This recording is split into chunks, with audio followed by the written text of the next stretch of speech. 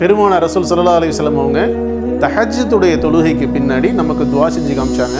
அல்லாஹும்ம அஜ்அல் ஃபீ கல்பி நூரா, இறைவா என்னுடைய இதயத்துக்கு ஒளியை கொடு, என்னுடைய கண்களுக்கு ஒளியை கொடு, என்னுடைய காதுகளுக்கு ஒளியை கொடு அப்படின்னு சொல்லிட்டு, எனக்கு முன்னால் ஒளியை கொடு, பின்னால் ஒளியை கொடு, மேலே ஒளியை கொடு, எனக்கு கீழே ஒளியை கொடு, வலது பக்கம் ஒளியை கொடு, இடது பக்கம் ஒளியை கொடு, மறுமையில் என்னுடைய ஒளியை பெரிதாக்கி வை அப்படின்னு சொல்லி சொன்னாங்க.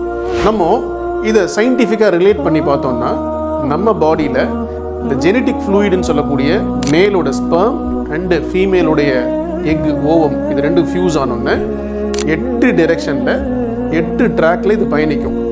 இதுதான் நம்ம வளர்ந்ததுக்கு பின்னாடி anterior side of the body, posterior side of the body, superior side of the body, inferior side of the body, lateral side of the body, medial side of the body, internal body and external bodyன்றது 8 டைரெக்ஷனில் wind அப்படின்ற இந்த ஏருடைய flow அப்படியே circulate ஆச்சு அப்படின்னா கம்ப்ளீட்டாக நம்ம பாடியில் growth, maturity, destruction and preparation அப்படின்ற 4 ஃபேஸையும் ப்ராப்பராக ரெகுலேட் பண்ணக்கூடிய நிகழ்வை முறைப்படுத்தக்கூடியது தான் பெருமானார் ரசூல் ஸல்லல்லாஹு அலைஹி வஸல்லம் நமக்கு இந்த மாதிரி துஆ செஞ்சு காமிச்சாங்க.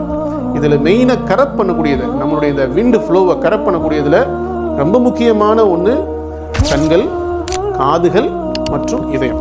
இது 3ஐயும் நம்ம தெளிவுபடுத்திட்டோம்னா நம்மளுடைய வாழ்க்கையில் நம்ம எளிமையாக வாழலாம், இம்மையிலும் மறுமையிலும் இன்ஷா அல்லாஹ்.